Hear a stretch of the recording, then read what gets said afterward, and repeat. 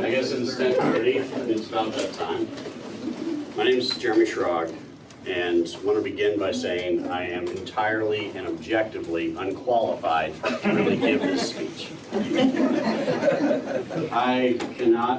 I'm not a historian, and I cannot profess to even having a somewhat adequate understanding of Mennonite heritage or of the movements or of the migration patterns of the Swiss Mennonite people. I am not a geneticist.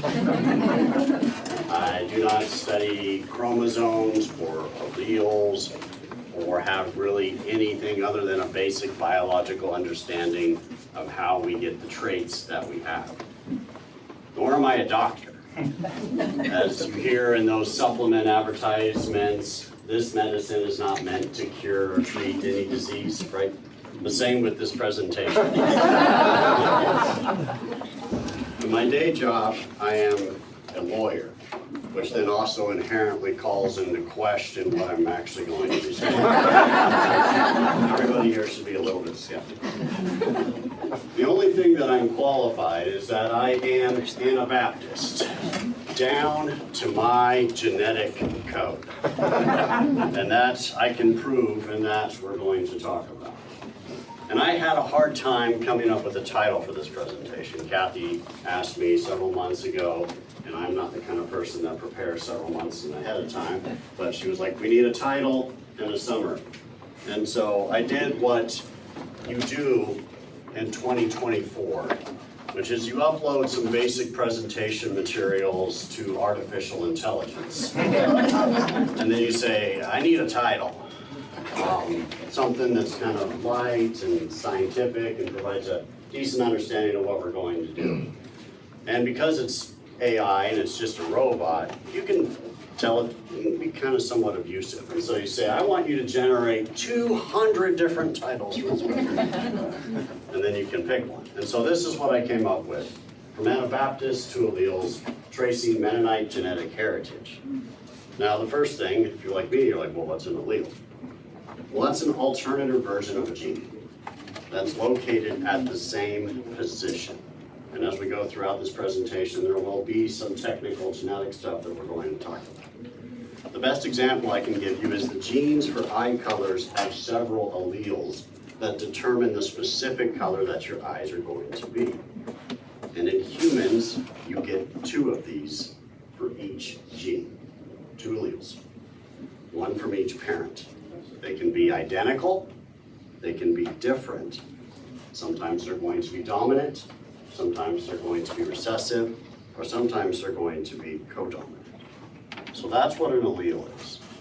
It is an alternative version of a gene at the same position. And because you get them from both of your parents, if they're both carrying recessive alleles, it can lead to what we're going to talk about in the rest of this presentation. But like I said, I struggled coming up with a topic for today's presentation. So here are some of the titles that I rejected. Playing in the shallow end, Mennonite genetic diversity, the Amish have nothing on us, Swiss Mennonite's Guide to Genetic Uniqueness, keeping it all in the family. And then one more that didn't make it on this slide because I wanted to have plausible deniability, which isn't going to work because I'm being recorded. But I did have almost Arkansas.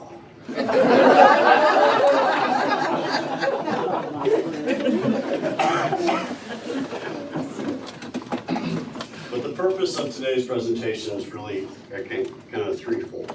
One is we are going to have a candid discussion about what the Mennonite, the Swiss Mennonite in particular, genetic pool looks like.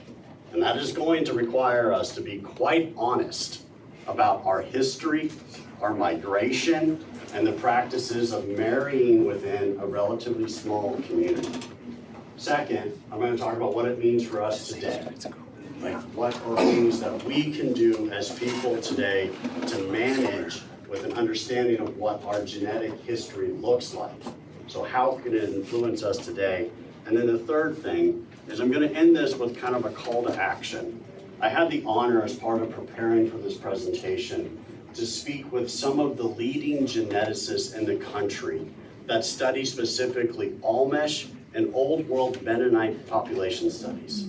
And I have handouts that I'll give you at the end of this, because these scientists are leading genetic research studies where they're trying to develop a genetic database of Swiss Mennonites for the sole purpose of helping our population group understand our history, understand the traits that are unique to you, unique to your family, and then give you an idea of what you can do with that information. A central premise of this is that knowledge is power. And if we do not have an understanding of the genetic conditions that are unique to this community, we cannot do anything about them. The first is we have to know. So with that, I'm going to begin with an in-depth discussion of my own personal journey and what brought me into interest of this. And you'll see that my own study and that my own situation is quite similar to a lot of other people who have unknown genetic disorders. I have what I call Mennonite hobbit disorder.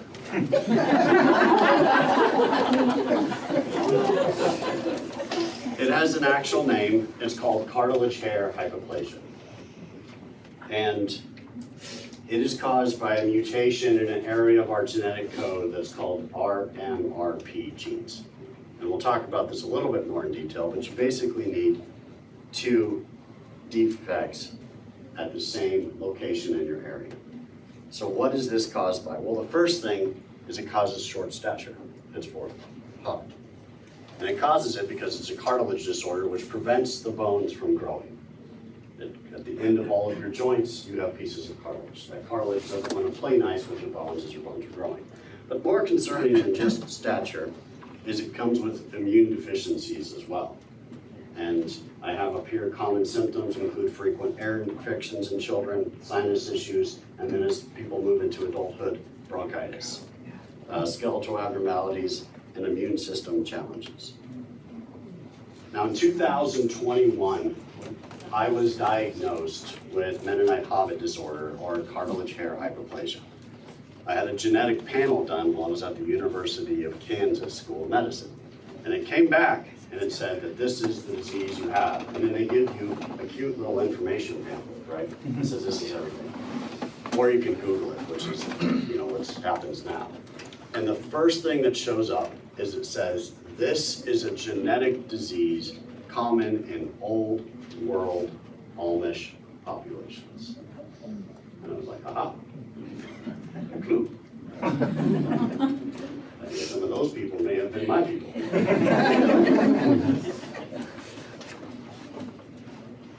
So my personal experience in life tracks that this common, the way that CHH frequently presents.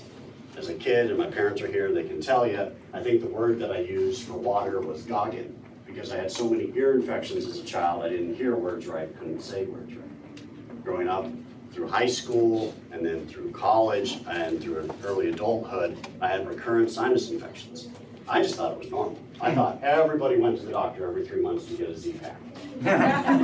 Turns out that's not particularly true. And then as I got older, and what ultimately led me going to the University of Kansas was bronchitis infections that occurred over a period of about 20 months, of which 15 courses of antibiotics were unable to remedy. And so it was with that, I started looking into trying to participate in clinical trials for lung conditions, which led me to KU pulmonology, which led me to immunology, which led me to genetic testing, which led to the aha moment. So what are the reasons that something like CHH occurs in a higher frequency in Swiss Mennonite populations? Well, it has to do a lot with Swiss Mennonite history. And like I said, I'm not a historian, and there are probably at least 30 other presentations that are occurring this weekend from people who know far more about the migration patterns. But the story of Swiss Mennonites is ultimately, I think, one of faith, perseverance, and a rich history of migration. As we know, it started in Switzerland during the 1500s and the 16th century, when our ancestors started the courageous stand for adult baptism and pacifism. set them apart from the rest of the religious population at the time. This led to significant conflict, significant martyrdom, and I'm not telling you anything you don't know, but it did force our forebears to seek refuge elsewhere. And as a result, they started to migrate to Germany, to France, settling in various regions there. Of course, we have the famous invitation to come settle into Russia, right, in the 18th century, where they stayed for approximately around 100 years, and then as military service rules changed in Russia, we started to see the migration to North America, which is what we're here celebrating today, establishing various new communities across the United States and Canada. So you might be asking yourselves, how does our history of migration connect to our health today? Well, the answer lies in three things. The first one is called the founder effect. Yep. And this phenomenon occurs when a small group of individuals from a larger population leave and establish a new population, as in found a new population, henceforth the founder effect. This leads to a reduction in genetic diversity. In simpler terms, or another way that I find it helpful to think about it, it's like starting a small book club with a limited amount of books. Now, over time, you might end up with many copies of the same titles and fewer new books. Or you can think of it in terms of just when you move yourself, right? As you're moving from one house to another, well, Mennonites may have a small hoarding tendency. Every time I've moved, it's included a dumpster. Where certain things gotta go, because I'm not carrying that, to the new house, right? So you leave and you start a new residence in a new place with fewer possessions. The same thing happens when a people group moves genetically. You're split off, and as certain families move to one area, they take only their genetic diversity, not the genetic diversity of the larger Swiss population at the time. So what this means is conditions like CHH, which is a prime example, combined with generations of what we're going to talk about as endogamy within the community, is going to lead to a higher prevalence of specific genetic traits and disorders. So a little bit more on the founder effect.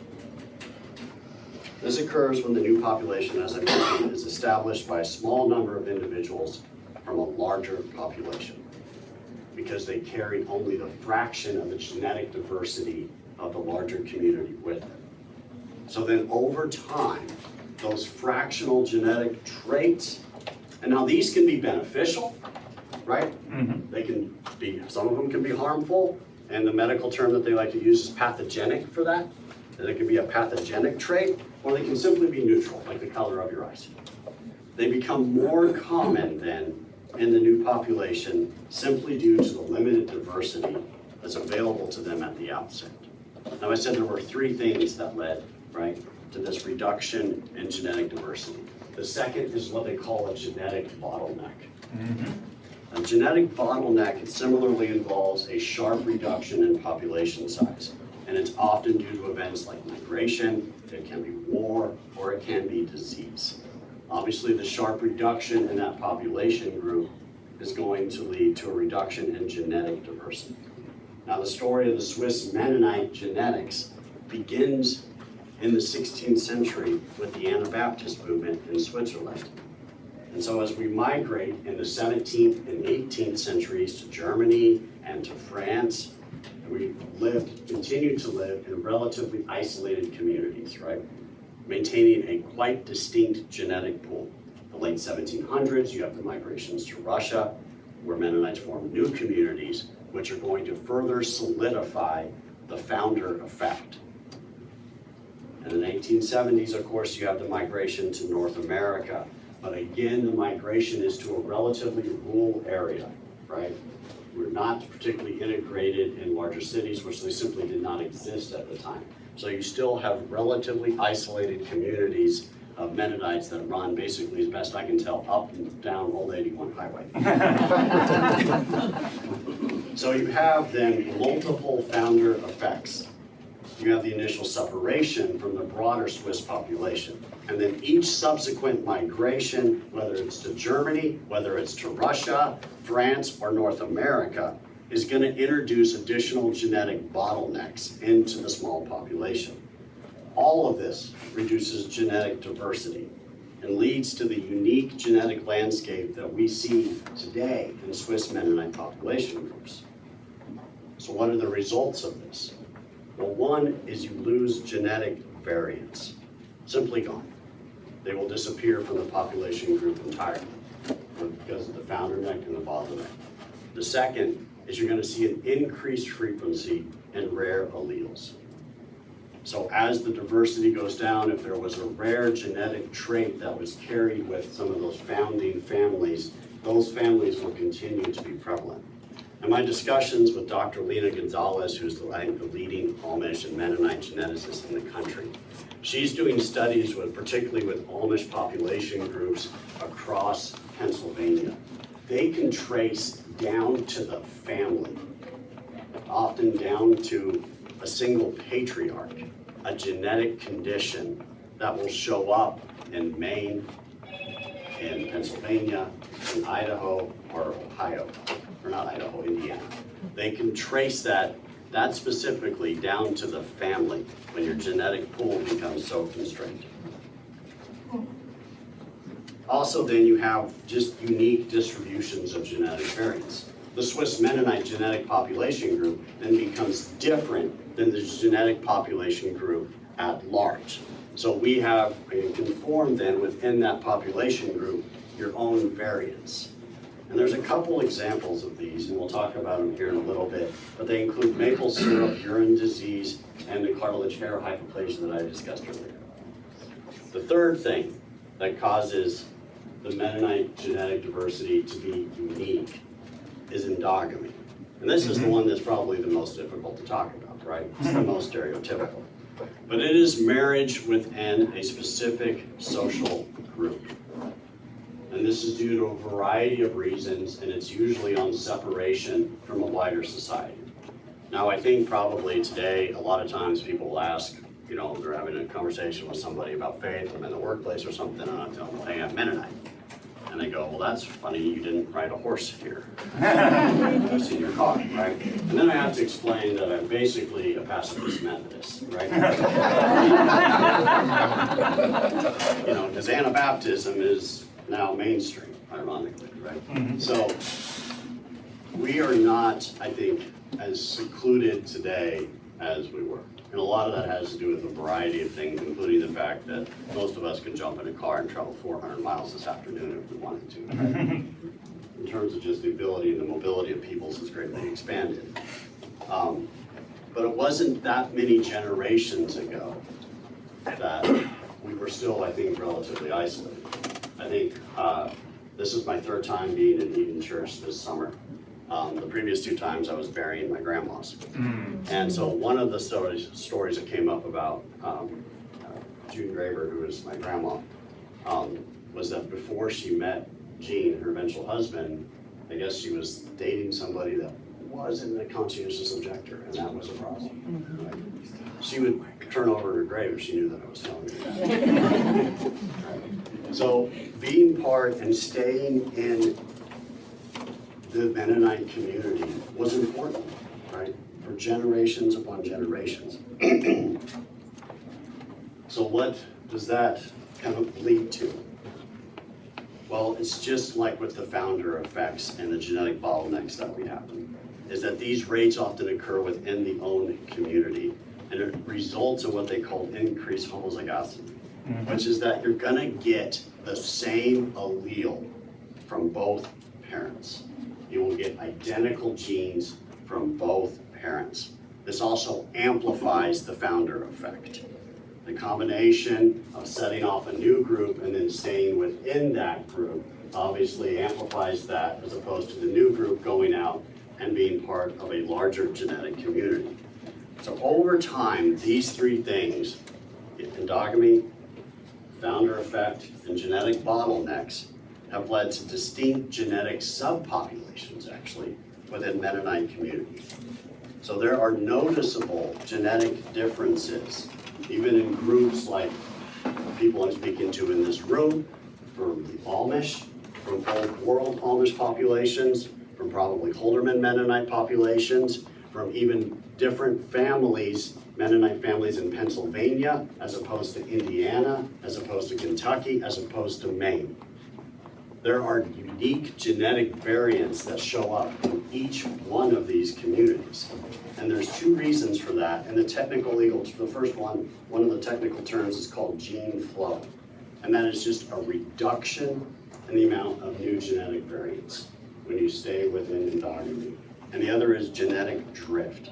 Genetic drift is a random change in an allele.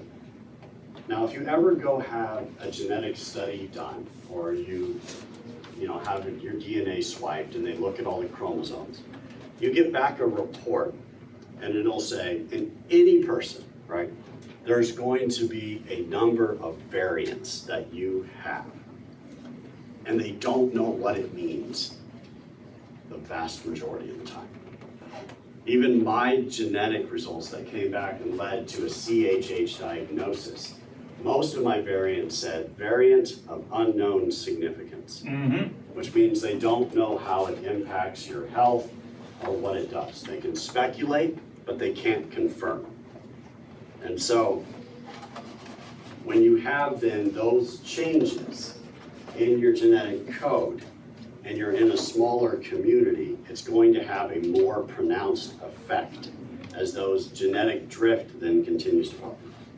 So what are the kinds of conditions that we're talking about? Well, there's three here in particular that I want to highlight. One is cartilage hair hypoplasia, which we've already talked about. We'll talk about more. The other is MSUD, or maple syrup urine disease, which is one of the most common genetic disorders that appear in Mennonite populations. And these are also all, as you're going to find out, metabolic conditions. And by that I mean they disrupt normal metabolism, which is usually the way your body is going to process food, make energy. Diabetes is probably the best example of a metabolic condition. So let's talk about maple syrup urine disease, which is often referred to as MSUD. So this is an autosomal recessive metabolic disorder, which means you're going to get it when both your parents carry the recessive disease. As you can see, the prevalence in the Swiss Mennonite population, now this is going to include the broader Amish populations. All these studies do, they don't really differentiate between that. 1 in 358 births versus 1 in 185,000 in the general population. So you can see how prevalent it is. And the result of this is that your body cannot properly metabolize certain amino acids. And I can tell you what they are, but I can't even pronounce the name. And due to mutations in the genes that affect the enzymes. And I understand that we're getting pretty technical here. But you can see the stark difference, right, in the genetic prevalence of this. So this actually usually presents itself in what medical professionals will call the neonatal period. That's your first 28 days of life. So in the first month of being born, and this is where you'll see symptoms such as poor feeding, lethargy, and if untreated, potential neurological decline, which could quickly lead to coma or even death. It has its name because people who have this disorder, their urine will smell like maple syrup due to the enzymes and the proteins that are common in the blood. Now, this disease can be managed with strict dietary regimen. It's going to restrict certain foods and certain amino acids that your body simply cannot produce. That prevents then the buildup of toxic substances. So this is one of the diseases that is quite prevalent in the Swiss Mennonite population group. The other is propionic acidemia. This is another autosomal recessive disorder that has been observed with significantly higher rates in Swiss Mennonite communities. This is a organic, what they call acid disorder, which leads to another deficiency in enzymes. Pretty common, which is required for breakdown. This also presents clinically in a wide different array of matters, ranging from what they call a severe metabolic crisis in the neonatal period again, right? Versus milder, later onset forms that can include developmental delay. There's certain things that people who have this disease can take to supplement, and it requires careful monitoring during times of illness to manage any what would be an acute metabolic crisis. The third one is cartilage hair hypoplasia, and we've already talked about this a fair amount. But as I said, the characteristics here include short stature. Now, CHH, like a lot of other diseases, especially genetic disorders, is going to present on a spectrum, right? And that some people are going to have more immuno issues than other individuals. And for the most part, if you're gonna be on the spectrum, like I am, I'm pretty lucky. And that I'm on the spectrum, that I have the variant that I have. And people typically present with short-limb dwarfism, fine and sparse hair, and what they call variable immunodeficiencies. So my own experience with CHH has taught me while this condition presents unique challenges, it is certainly manageable. But it's also, like the other diseases we mentioned, most risky to humans in the neonatal early childbirth period. It's one thing to be a 40-year-old adult who keeps getting bronchitis but can treat it with antibiotics, right? And you can deal with your immunodeficiencies. It's a much different thing to be a newborn who is born with immunodeficiencies. And so the greatest risk and the greatest concerns stem once again from early childhood. So I want to address, kind of as we continue this exploration of the Mennonite, Swiss Mennonite genetics, I want to address a kind of a critical aspect of managing this, which is access to genetic services. The availability of early detection, diagnoses, and genetic counseling can significantly increase people's quality of life. However, there's a lot of challenges that our kind of larger community here faces. So one of the studies, which was done by the University of Pittsburgh Medical Center, the Children's Hospital there, and that's where Dr. Lena Gonzalez works. She's with the University of Pittsburgh School of Medicine, and she works at the Children's Hospital there. They did a study of Mennonite populations, and again, this is going to include the Amish, right? So keep that in mind. But only 31% of patients with suspected genetic disorders were actually ever evaluated by any type of genetic program. That's a substantial gap. If only 1 in 3 people who have a suspected genetic disease are seeing a geneticist about it. Secondly, they found a lot of missed opportunities, and only 1/3 so they found that 1/3 of the what they call plain community populations had a clinical presentation that was suggestive of a genetic disorder, and they were not evaluated appropriately for early diagnosis.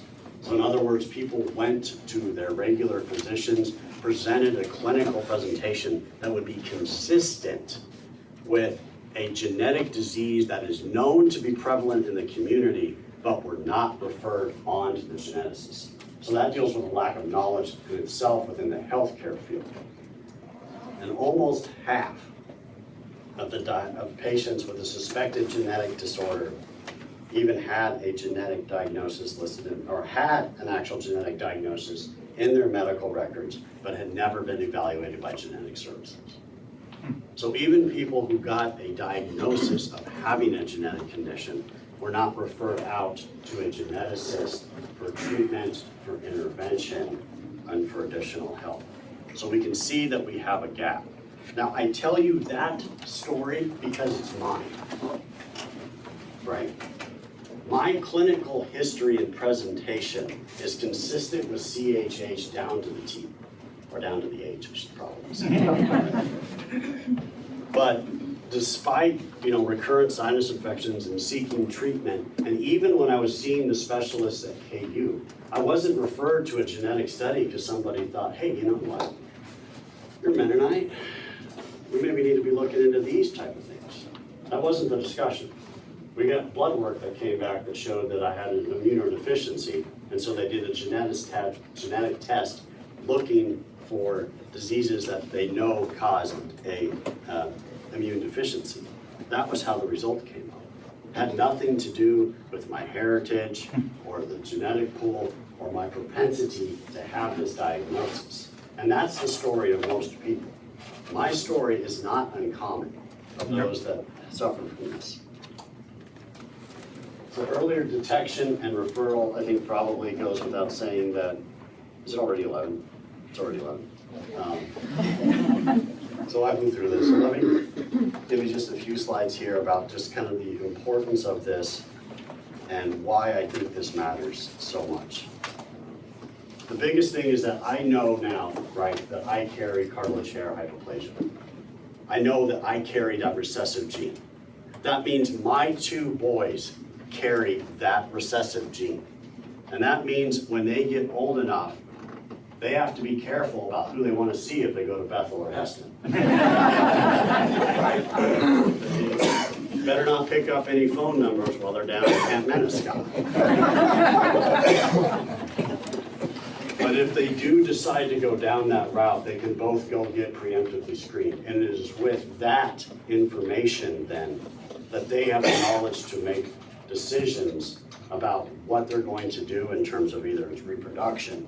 It allows them to make informed family planning decisions, allows them to understand the risks. And then if there is something, it allows them to immediately treat the child when it's most vulnerable, which is infancy, right? So that is, I think, why this is so important. So I want to conclude here with a bunch of handouts that I have. And I'll just kind of pass these. We have till 11:30. Oh, I was way wrong. I think we started 10:30 at to 10. 11:30. Okay, well then we'll, good, because I still have like 10 slides. So we'll take this out of order then. So we'll go ahead and pass these around.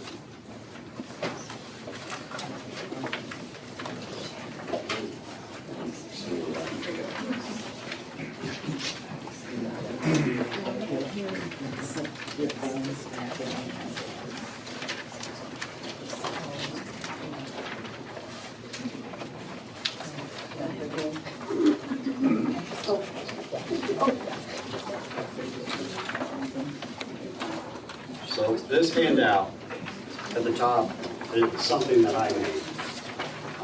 It says genetic study of plain communities.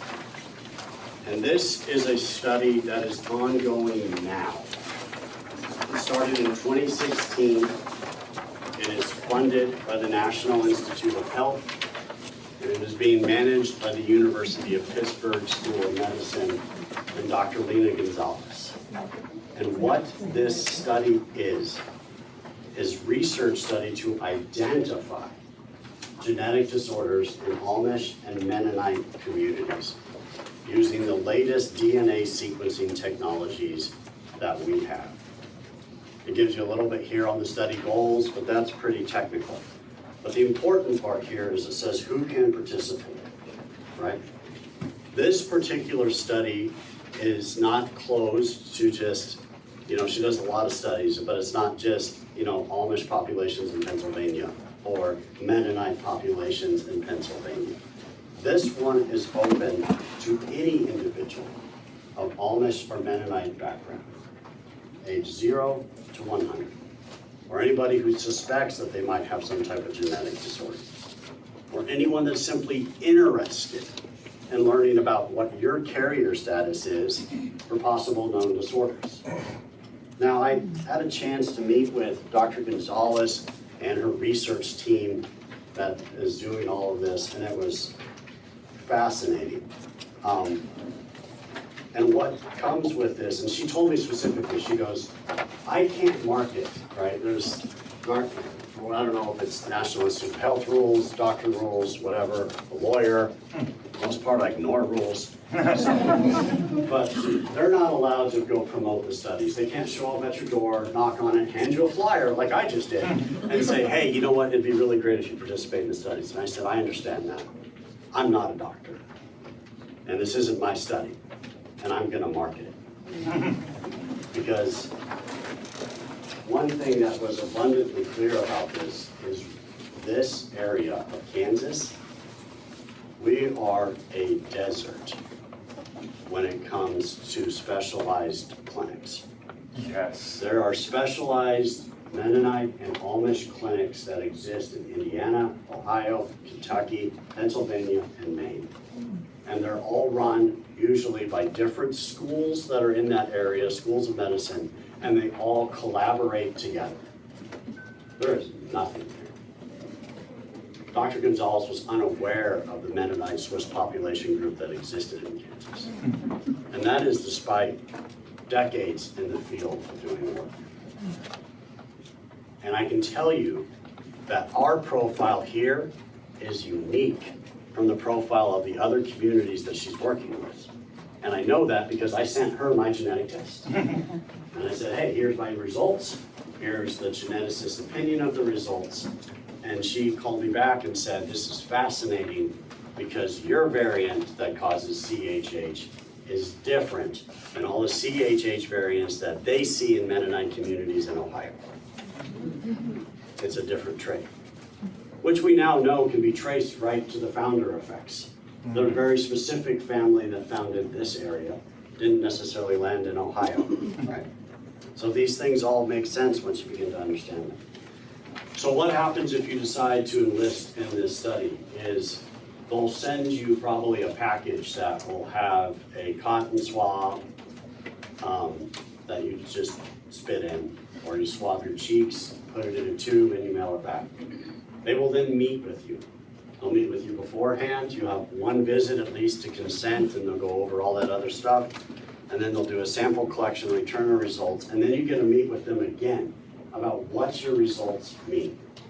And so not only are these geneticists, these are geneticists that are focused on our population group. There isn't a better group of people to meet with if you're interested in what your genetics look like. Not only do you get the study for free, you get the results for free, you get a free consultation. So her contact information is below. I have warned her that all of you are very interested and want to know more information and you can contact me. But, so that I cannot promote enough, even if she can't promote it. So I guess back then to the presentation that I thought was over because I'm incapable of doing time or counting time. So there are several factors that contribute to the underutilization of genetic services, particularly among Swiss Mennonite populations. First of all, is simply lack of awareness about genetic risks, right? And again, I'm going to go back to my personal story. I had a lot of sinus infections and ear infections. Well, how many kids have ear infections, right? Or get tubes? A ton of them. You know, so that clinical presentation alone doesn't mean anything. And I remember talking to my ear, nose, and throats about, hey, am I just lucky with all the sinus infection? And he goes, yeah, genetics, right? But never thought that it could have something to do with my Mennonite heritage, right? It's one thing to think, hey, you know what? I got the gene that made me 5 feet. That was a bad gene. But, you know, it's nothing that I would have ever tied into. So it's simply lack of awareness, in some respects, on our end, and definitely probably on most of your medical providers. Secondly, there's certainly just cultural beliefs. Sometimes we're hesitant to seek specialized care or genetic services. There's geographic barriers. For the most part, Swiss Mennonites, and especially the Alleles, continue to be located in rural communities, although that's less of a concern. Financial considerations, that probably is equal to everybody everywhere. Although I will say the cost of genetic testing has gone down. Substantially. Yeah, quite a bit. And so, and if you sign up for the study, it's free. So what are things that are being done to improve access to genetic services? Well, as I mentioned, there are outreach clinics which are setting up that are close to these actual communities, especially in Pennsylvania. They set up a clinic, you know, to use an analogy, just down the street from Yoder, right? So that then there can be a population group that can get care, which reduces the need for long distance travel. It's also involved in a lot of provider education, and that would be education to our local healthcare providers, training them to increase awareness of the particular genetic risk within our population group. Other things are happening like targeted screening programs where you can develop population-specific genetic panels that can help us identify at-risk people. Now, things like targeted screening programs, right? They get better when they have better data. Mm-hmm. They can't create these panels if they don't have the information.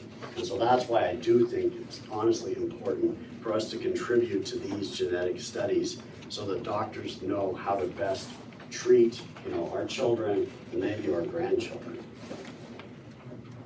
So what is the role of genetic testing? And they call it carrier screening in Swiss Mennonites. It's important because of the high prevalence of certain recessive conditions that we talked about. And one is you're going to identify at-risk couples that I mentioned earlier. It allows for informed reproductive decision making. Know the risks, know the rewards before you get into it. It enables consideration of reproductive options before pregnancy. And more important perhaps than that is early intervention through both preconception planning, genetic counseling, and then community-wide impact. It reduces the incidence of severe genetic disorders over time. They also have newborn screening programs, which can be important for identification of conditions like maple syrup urine disease, which is far more common. If they know it right away, they can treat it. Anytime you eliminate the guessing game for the medical professionals, you get a better outcome. Yes. A lot of times in my day job, I'll get a phone call where somebody presents me with a question of law. And I'll tell them, congratulations, you've won Stump the Lawyer. You don't want to win Stump the Lawyer. First of all, it's expensive, because if I don't know the answer off the top of my head, I got to research it, and I don't work for free. Secondly, it gets really expensive if I got to bring in more lawyers that might know the answer, right? Because it's lawyers, it's like doctors, the more specialists you get, the higher the hourly rate goes up. Third is then the answer to the problem is usually complicated. You don't want to play stump the doctor. When I was at KU meeting with immunology, I'll never forget my first meeting. There was 2 physicians in with me, and it went over an hour, which is a long time to be talking to somebody. Mm-hmm. They then said, hey, we're gonna just need a few minutes here. They went out in the hallway, and I could hear them call all the other doctors that were working that day. They then went in the conference room right next to the room where I'm sitting, and I could hear them talking for 15 minutes. It was stump the doctor. You don't want to play stump the doctor. And one way that we can eliminate stumping the doctor is by having a part in ensuring that our newborns are screened and have an idea of what conditions they're in. This goes to targeted genetic testing again, which is those custom gene panels. Now, obviously, anytime you're talking about genetic testing, there's always going to be various ethical considerations, including privacy concerns. And I would say on this study, the way it works is if you consent to it, your information goes up to be part of a larger population. Now, they call it de-identified. So it's not Jeremy's genes are in this, right? There's no way of ever knowing that it was Jeremy Schrag's genes that are part of the population study. But it's still your genetic code is being shared. Also, there's a certain stigmatization that comes with simply having this conversation, right? About a narrow genetic pool. So again here, now I'm actually kind of wrapping up as I talk a little bit about the ongoing research in the Swiss Mennonites, and that's for the most part on your handouts. And that's work that's being done by Dr. Lena Gonzalez and her cohorts, where they're trying to identify new novel genetic variants that are in plain group populations, try to develop those targeted genetic panels, and then there's, as well as that, then they can come up with new therapies. And the further medicine advances, the more targeted these therapies get. They include things, I think as I mentioned, maple syrup disease, CHH, all the genetic diseases that I brought up in this presentation are all enzyme issues, right? And they're coming up with new enzyme replacement therapies where they can make the correct enzymes for you to fix some of these metabolic disorders. But you can't do it if you don't know, right? They can also do various gene therapies for correcting some of these defects at the molecular level, or they're developing what they call I'm going to say this wrong, pharmacological chaperones, which are basically small molecules that are designed to help stabilize some of the mutant proteins that come with these genetic defects. So the second to last slide I have is contributing to genetic research, which we talked about earlier. It's on your handout. If you have any questions, I'm happy to answer them. I know Dr. Lena Gonzalez would be as well. She's just an email or a phone call away. So anyway, I hope, if nothing else, we learned a little bit today about the unique genetic profile that we have as Swiss Mennonites that are due to the historical founder effects. It's due to those bottlenecks and the practice of endogamy, and that how we are at certain risk as a population group for certain genetic disorders, and how early care, intervention, and knowledge is the key to treat these things. There is no cure for any of these conditions, right? But a lot of the conditions can be managed, and they can be managed better if they're identified earlier. And so how to get involved, you guys know, it's on your handouts. So with that, I'll conclude, and I guess if anybody has questions, I have a question here. Yes, fire away. Have you found anything in your research about polycystic liver disease, which has shown up in my families? I have not with me, but a list of like 15 or 16 other conditions that are quite prevalent in the community, and it might be in there, so I would say give it to me afterwards, but I don't. I barely remember half those conditions. Right. I live in Belleville, Pennsylvania, and I found what you said very fascinating, because we do have a lot of maple syrup disease among the Amish. It's a big Amish community, a founding Amish community for U.S. And the Amish there have built a Amish clinic. Dr. Morton, coming from Lancaster, has identified many of these genetic diseases for the Amish. This was really interesting to tie it in with my specific. Yeah, and I think it goes to show then too how much this area is a desert. Yes. Right, like there is in.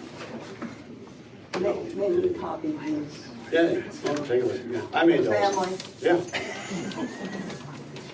There are state-required tests for newborns that include the PKU and a number of other tests. Does it test for any of these? I don't know. Last I knew, it was up to about 26 things they test for. Yeah, like I said, for the most part, I'm qualified to give this presentation. Yeah. Well, more just a couple comments. So if you're doing like genetic genealogy with Ancestry, MyHeritage, 23andMe, whatever, you know, you might see epigamy if you're you know, my paper record says, you know, they're a fifth cousin and they're showing up as like a third cousin in your DNA matches. That could be something. And then the other thing is, if you've already tested with those ancestry companies, you can download the raw data file. And, you know, there's services that cost like $10 to, you know, run a quick screening, and then you can take that to your doctor and be like, hey, you know, my 23andMe or my ancestry or whatever test you've done has flagged me as being at risk of this, and then you may be able to get this clinical grade confirmation test. I would also say it's actually not hot in here, it's just everybody here has a genetic. Have you identified any super duper wonderful things that are in our DNA that are unique? Yeah. Stubbornness, maybe? Or Maybe. perseverance.